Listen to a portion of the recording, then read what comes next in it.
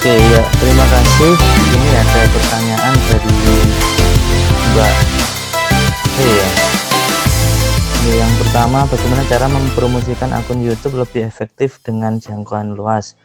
Kemudian yang kedua, apakah short YouTube juga bisa dimonetasi? Tak jawab dulu yang nomor dua ya. Itu sebenarnya short YouTube itu masih beta ya untuk saat ini. Ibarat aplikasi dia belum final, belum rilis, semacam masih uji coba. Nah mungkin kedepannya arahnya kayaknya seperti snack video sama apa yang satunya seperti itu, kayak kalau di Instagram apa Reels, seperti itu. Adapun bisa dimonetasi atau enggaknya itu memang ada anggaran dari si YouTube-nya ya, cuman untuk saat ini belum belum ada kepastian gimana cara mendapatkan uangnya. Cuman di akun channel Para Jagoan Neon kemarin sempat dapat notifikasi bahwa pada bulan Oktober kemarin kita tidak dapat bonus, jadi gitu aja, enggak sudah coba juga bikin ini ya, short video. Untuk informasinya seperti itu, jadi masih terbatas ya, masih beta. Kemudian memang ini sih, ketika kita upload sesuatu viewernya lebih cepat tinggi ya, cepat dapat viewer tinggi, cuman kelemahannya kan jam tayangnya yang kecil. Kemudian mungkin itu ya, nanti coba tolong saling melengkapi ya, karena bukan berarti di sini saya sudah expert, enggak, ini kita saling belajar bareng ya. Kemudian cara mempromosikan selama ini berdasarkan pengalaman pribadi masih menggunakan cara-cara yang gratis, yaitu via media sosial. Kita share, kita nyepam di Facebook, di fanpage, sama di websitenya masih blog pribadi sih, menggunakan WordPress, sama di status WA. Itu aja. Kalau mungkin pengen yang lebih powerful, paling-paling ya nyari yang model mempromosikannya berbayar. Mungkin seperti itu, bisa dilengkapi teman-teman barangkali pernah membaca atau dapat data atau dapat artikel tertentu itu. Semoga ini ya bisa menjawab. Terima kasih.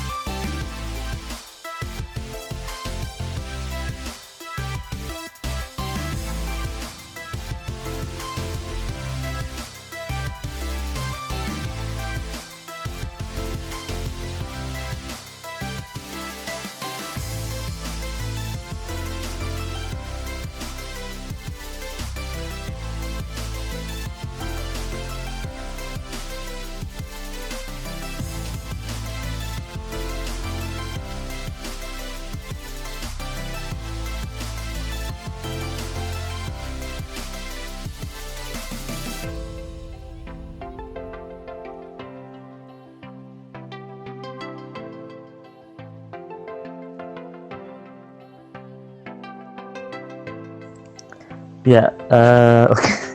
Bedanya wireless dengan yang tidak wireless. Yang wireless itu mic memang iya sama-sama bisa nancap ke baju ya, dijepit ke baju gitu, cuman dari mic itu nancep ke radio transmitter, nanti bisa ditaruh atau apa. Nah kemudian nanti di alat perekamnya itu kamera ataupun HP itu ada alat penerimanya. Jadi antara orang yang kita video dengan alat perekam itu nggak ada hubungan, nggak ada kabel yang yang terhubung, jadi wireless. Cuman kalau yang tidak wireless tadi ya mic, ada kabel itu nancep ke HP kita atau kamera kita kayak gitu.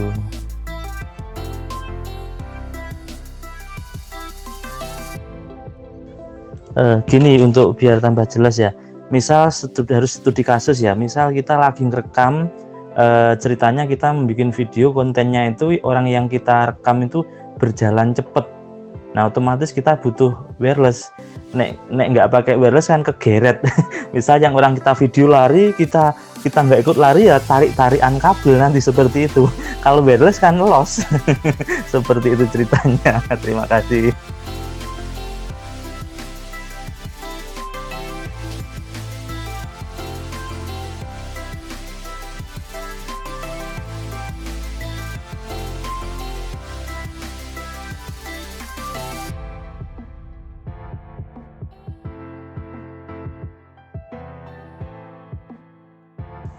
Ya, terima kasih Mbak Ivon ya.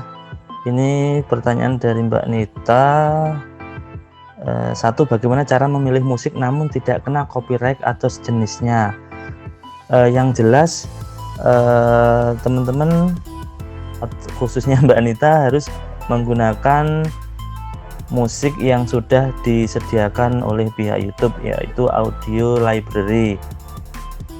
Kemudian itu bisa diakses melalui YouTube Studio. Jadi kalau teman-teman udah login di situ, nanti ada menu audio library, bisa di-download. Kemudian kalau yang memilih lagu yang tidak kena copyright itu biasanya kalau mungkin teman-teman ini ya, lagu-lagu kayak elektronan itu bisa kadang nggak terbaca. Cuman kalau yang resmi, record resmi, terus teman-teman pakai itu otomatis nanti kedetek. Sebenarnya bukan pelanggaran, cuman itu namanya copyright claim. Ada yang mengklaim. Ketika ada yang mengklaim itu video kita tidak bisa kita monetasi. Sistem klaim kayak gitu ada setahu saya ada dua jenis. Ada yang ketika kita menggunakan material orang lain, misal tadi musik, itu tidak bisa dimonetasi. Yang kedua itu ketika kita menggunakan material orang lain, kita bisa sharing revenue, jadi kita bisa berbagi, masih bisa diduitkan, tapi nanti dibagi dengan yang punya copyright. Seperti itu, nomor satu dulu.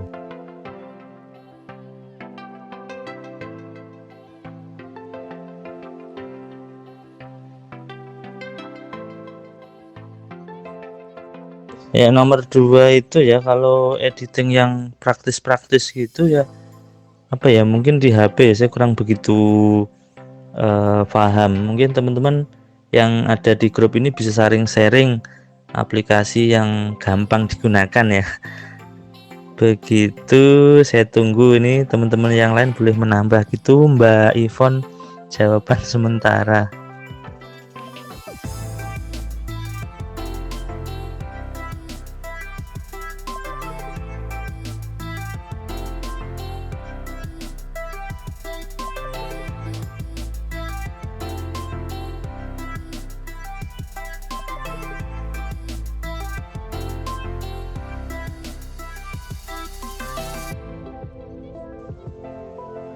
Ya, terima kasih Mbak Ivon. Ini ada pertanyaan, wah ini cukup sulit ya. Coba saya menjawab. Memang syarat monetasi itu kan sekarang memang agak berat ya, minimal 4.000 jam tayang dan 1.000 subscriber dalam waktu 1 tahun atau 12 bulan. Nah, studi kasus dulu para jagoan neon alhamdulillah kurang dari setahun dan hampir masuk ke tahun kedua ya, tapi masih dalam kurun 12 bulan ya, itu sudah genap ini ya, 4.000 jam tayangnya udah lebih. Cuman subscribernya kurang berapa ya, kurang dikit sampai kita japri orang untuk istilahnya memohon untuk membantu subscribe, karena saya sendiri juga waktu itu nggak ada tempat bertanya ya, apakah ini kalau nanti udah kelewat 1 tahun itu jadi ngulang dari nol atau tidak. Itu kan ketakutan waktu itu, kita nggak tahu juga. Akhirnya alhamdulillah belum melewati 1 tahun udah persyaratan itu sudah kita penuhi. Nah, ini ada pertanyaan ini sebenarnya saya juga nggak bisa menjawab apakah bisa atau enggak, cuman sempet juga sih baca-baca tulisan itu katanya sih masih bisa. Jadi nanti ada yang bilang itu nanti ada pemotongan jam tayangnya kayak gitu. Untuk misalnya ternyata dalam 1 tahun kita belum bisa menggenapi syarat itu.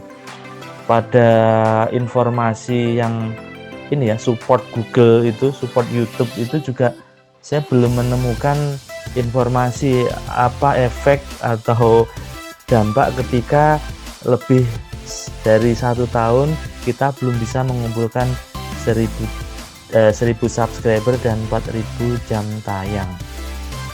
Jadi keterangannya di situ syaratnya yaitu dalam 12 bulan harus memenuhi syarat itu. Tapi saya yakin kalau kita serius itu 12 bulan itu lama loh, kita cukup untuk mendapatkan itu. Tentunya dengan video-video yang durasinya agak panjang untuk mengejar jam tayangnya. Dan sedikit bocoran untuk bisa mendapatkan jam tayang lebih, ini ada strategi atau trik. Teman-teman kan di rumah tentunya ada saudara ya, ada orang tua, adik, kakak, mungkin ya tentunya punya HP semua. Nah itu dipinjam aja kalau malam, kalau pas nganggur untuk muter video kita, untuk mengejar jam tayang kita, jam tayangnya ya biar tambah. Jadi dipinjam semua, puter semua. Itu caranya. Itu terima kasih.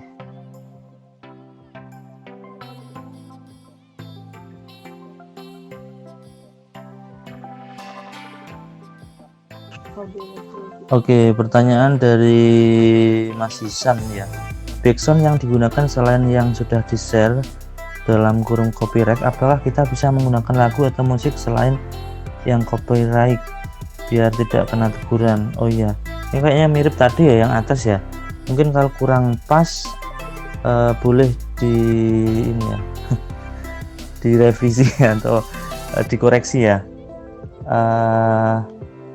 Kalau musik-musik luar negeri itu cepet sekali kedeteknya ya, cepet sekali ya, tapi cuman otomatis nggak bisa dimonetasi kalau kena copyright ya. Biar aman tadi pakai audio library atau non copyright musik kayak gitu. Nomor 2, untuk mendaftar AdSense bisa dilakukan kapan atau menunggu sampai 1000 subscribe dan 4000 viewer dulu? Pada halaman ini YouTube Studio nanti akan ada informasi atau bisa kita lihat kita sudah dapat berapa jam, dapat berapa subscriber, itu di situ ada nanti. Adapun biar aman daftarnya kalau sudah syarat terpenuhi. Sedikit cerita pengalaman dulu, akun yang saat ini saya gunakan untuk YouTube itu dulu pernah tak buat daftar akun AdSense untuk blog, cuman waktu itu gagal. Jadi blognya itu saya pakai WordPress yang bukan top level domain. Jadi WordPress yang gratis itu kan memang tidak bisa, harusnya pakai Blogspot kan. Jadi akun yang saat ini saya gunakan untuk YouTube itu gagal saya gunakan untuk daftar AdSense.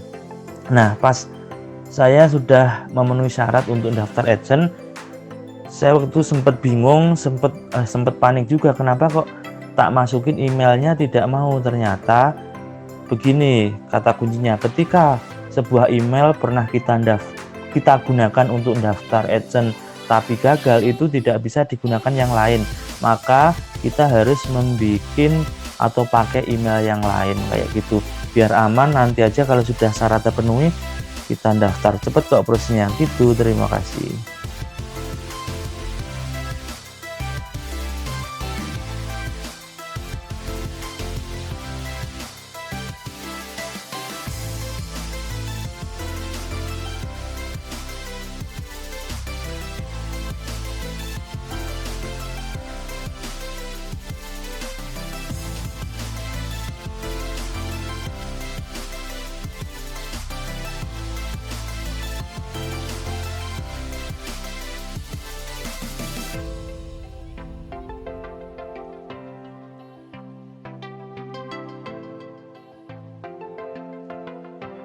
Ya, oke. Misal nih dalam satu akun bisa nggak ya kita upload 2 tema. Misal nih saya kan hobi masak dan share resep di IG plus bikin mainan DIY untuk belajar bareng anak. Baiknya untuk channel YouTube mending pilih satu tema atau bisa jalan keduanya dalam satu channel ya. Kalau pengen tantangan dipisah saja kalau memang punya karakter kuat ya, tentang resep-resepnya juga kuat, tentang mainannya juga kuat, penting bisa bikin dua channel sekalian berbarengan. Tapi kalau melihat orang-orang yang sukses itu biasanya satu channel dulu, biasanya contoh sih ada yang pinter di perbengkelan, dia buka channel tentang bengkel motor misalnya, sudah sukses. Nah, gampang sekali untuk membuka channel 2, 3, 4, dan 5 kalau sudah channel utamanya itu sudah jalan. Otomatis subscribernya akan ngikuti. Nanti channel kedua dia tentang jalan-jalan keluarga, channel ketiga tentang aktivitas dia mancing, misal aktivitas keempatnya tentang dia olahraga kayak gitu, udah jalan-jalan bakal jalan dengan otomatis ketika channel utamanya sudah kuat, ibaratnya pondasinya udah wis roso ya, udah kuat. Tapi kalau pengen tantangan bolehlah, karena punya keahlian dua ini tadi bisa langsung jalan dua akun juga bisa, cuman beratnya nanti juga 2 kali ya. Kalau misalnya gaduh-gaduh kita jadikan satu kan bisa membantu jam tayangnya juga. Itu sih tantangannya. Untuk nomor 2, untuk pemula ada rekomendasi jenis tripod dan mikrofon harga terjangkau. Nah, mikrofon udah tadi ya. Tripodnya tergantung kebutuhan untuk model posisi, karena menentukan ya posisi kita itu kita terlihat atau objek yang kita syuting aja. Kalau saya pakai tripod murah, berapa itu, enggak 50 ribuan atau berapa itu ya. Tripod biasa sih, perlu juga yang model bisa ditekuk-tekuk itu juga kadang diperlukan di posisi tertentu. Nah, kalau cuma kamera cukup sih beli tripod biasa aja, yang plastik itu juga bisa. Intinya HP bisa kita tata itu aja, nggak pakai tripod juga nggak apa-apa. HP-nya dikasih tempelan itu ya, ada vakum untuk bisa nempel juga bisa, fleksibel pokoknya. Itu, terima kasih, semoga menjawab.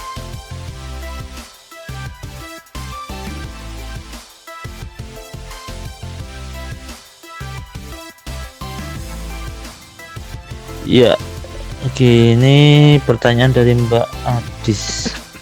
Semisal kita suatu saat ada kendala, jadi tidak bisa upload setiap hari, apa ada pengaruh untuk performa? Kalau performa otomatis nanti di report, laporan itu akan kelihatan naik turunnya akan ada laporannya dari YouTube Studio itu. Cuman kalau kita sudah monetasi, channel kita sudah monetasi kan yo eman-eman sayang, biasanya semangat terus ngupload kalau udah monetasi, disempet-sempetin. Yang jelas performa ini juga performa ini aja, nanti laporan pada YouTube Studionya turun kayak gitu. Otomatis timing upload itu juga perlu kita perhatikan. Misalnya kita menjadwalkan seminggu sekali atau seminggu 2 kali, otomatis kalau subscriber sudah sangat istilahnya suka atau senang dengan kita, otomatis kan ditunggu-tunggu kayak gitu, otomatis ditunggu-tunggu. Dan itu juga kalau kita tidak upload kan otomatis bisa mengecewakan penonton, kurang lebih gitu. Kalau pertanyaan nomor 2, jam berapa maksimal upload video YouTube? Jam berapa atau berapa jam ya maksudnya ya? Kalau jam berapa pun bisa upload. Kalau berapa jam maksimal ya, mungkin durasi ya. Kalau durasi pernah ngupload 2 jam kayaknya bisa. Dulu pernah 2 jaman, ada nggak ya video saya 2 jam? Itu bisa, mungkin dikoreksi ya. Pertanyaan nomor 2 gimana maksudnya? Terima kasih.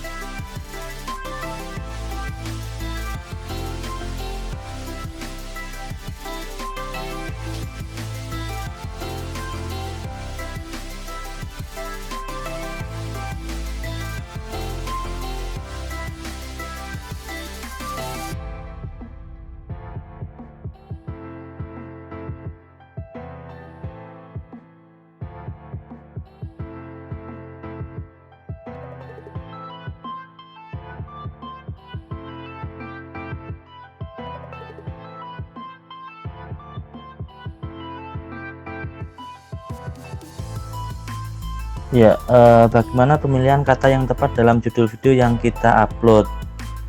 Itu ya yang jelas judul itu menceritakan apa yang ada di video. Misal berupa tutorial cara menanam cabai, ya udah ditulisnya cara menanam cabai. Jadi ketika orang